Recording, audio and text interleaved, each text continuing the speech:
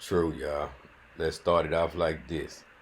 Early on July 5th, 2016, someone called 911 and reported that a man in a red shirt outside a convenience store had a gun, was acting in a threatening manner, authorities said. Sterling, wearing red, was selling CDs.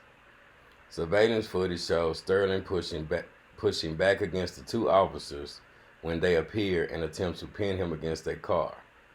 Lake attempts to shock Sterling with a taser gun to no avail, and Salamone then tackles Sterling to the ground. Salamone can be heard on the body cam audio yelling profanities at Sterling and then threatening to shoot him in the head. Sterling appears slightly confused and says, "What did I do, sir?" The shooting occurs shortly thereafter. After Sterling is apparently dead, Salamone can be heard panting and his hands are seen holding his handgun. He begins going through Sterling's pockets and calls him a stupid motherfucker twice. The U.S. Justice Department and Louisiana Attorney General Jeff Landry declined to pursue charges against the two officers. Authorities later said Sterling had a pistol in his right pocket and unspecified drugs in his system. Cell phone video of the confrontation sparked days of protests. The newly released videos show the moments leading up to the deadly encounter for the first time publicly. This body camera footage shows officers Blaine Salamone and Howie Lake responding to a 911 call in 2016. An individual on this triple X, he's selling CDs and got the 9mm or whatever in his pocket. And he's drawing. A man claiming that Alton Sterling, who was selling CDs outside this Baton Rouge convenience store, had threatened him with a gun. The officers confront Sterling, and the encounter escalates quickly. Previously released cell phone video from a bystander showed part of the struggle, but this surveillance video from the store shows the moments before and after, as Officer Salamone yells at Sterling. What do you see in this video? A black man being murdered. Attorney L. Chris Stewart represents some of Sterling's family members. I don't care if you're black, white, Hispanic, Asian. You have to know and see for yourself that this is wrong. The officers claimed they thought Sterling had been reaching for a gun in his pocket. On Tuesday, Louisiana's Attorney General concluded the shooting was justified and that Sterling's blood tested positive for several drugs, including cocaine. And last year, the Justice Department decided against bringing federal civil rights charges. These actions were not minor deviations from policy, as they contributed to the outcome that resulted in the death of another human being.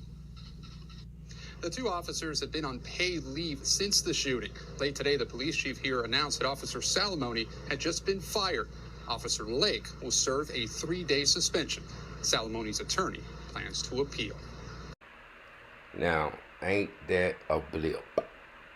At what point do they teach the police cadets to do drug screens with their eyes? Everybody automatically has to have drugs in their system, which we know that that is not true. To make an assumption based on the color of one's skin should be outlawed.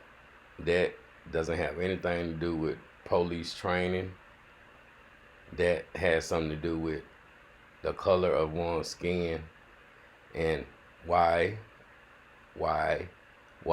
over and over and over again, do they allow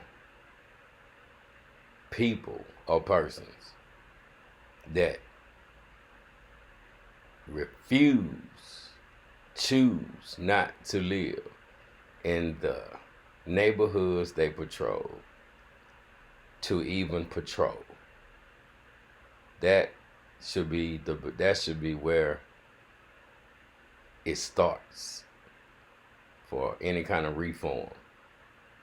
Because 9 times out of 10,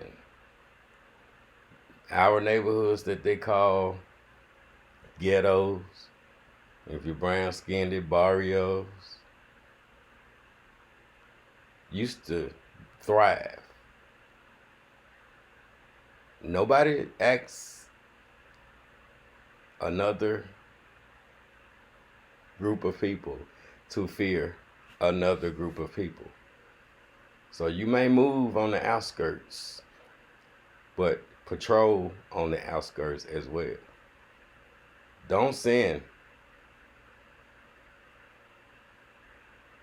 Don't police us when you're scared to walk next to us. That's all I'm going to say about that. Now, it's a little ray of light at the end of this story. The family finally settled for $4.5 million. $4.5 million that will never buy Alton Sterling's life back. But that is something to make sure his family is taken care of, because when a man can't sell CDs in front of a store because of your life, that's trying to make a living. And that's no reason for death. That's not a death sentence. Should never have been a death sentence. So that is a little light at the end of the rainbow. Condolences to his family. Y'all stay strong. And shout out to Fee. You know who you are. You keep True Results sharp. And now I'm gonna add a little bit just to let y'all know the way my mind works, being born and raised in Louisiana.